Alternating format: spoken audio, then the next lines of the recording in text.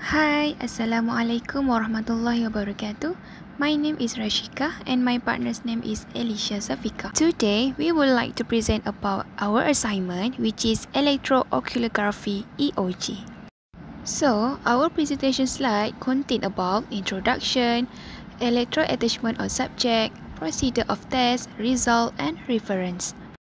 For introduction, EOG is a test for measuring the corneal retinal staining potential that exists between the front and the back of the human eye. EOG ni dia diagnose abnormalities yang berlaku di dalam retina. Retinal pigment epithelium ataupun RPE adalah bahagian yang selalu menjadi tempat untuk disease berlaku. RPE located in macula. Apabila macula healthy, RPE dia akan tersusun cantik macam dalam gambar atas tu. Bila dalam ada disease iaitu AMD, dia punya susunan tu dah ada leakage. Jadinya choroid tu akan keluar daripada RPE.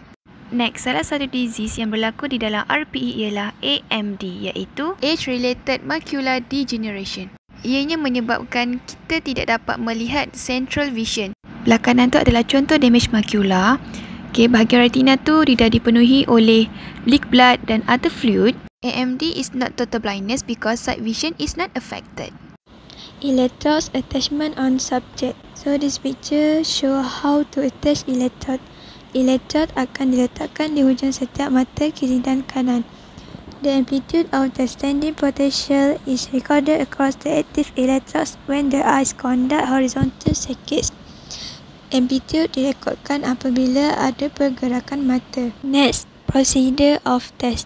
Dengan menggunakan alkohol, bersihkan kulit di sebelah mata iaitu di antara mata dan hairline. Gunakan gauze pad untuk keringkan permukaan yang telah dibersihkan. Kemudian, direct the subject's gaze directly ahead. Recording electrode hendaklah diletakkan berhampiran dengan hujung setiap mata selepas penyediaan yang betul. A differential amplifier is used to connect the electrodes from each eye to distinct channels.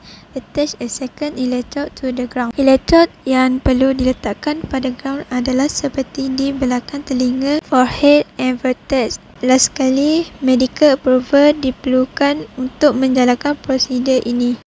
Next, page exposure to light. Sebelum test, patient perlu didedahkan pada pencahayaan dalaman yang konsisten at least 30 minit.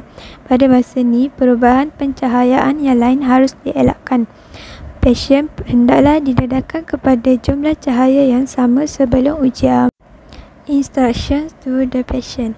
Teknik ini harus diterangkan kepada pasien termasuk pengetahuan bahawa kedudukan kepala pesakit tak boleh diubah dan mata hanya perlu bergerak ke kiri dan kanan. Kemudian, pasien hendaklah tidak menggerakkan mata mereka sebelum pencahayaan diubah, tapi boleh dilakukan apabila disuruh.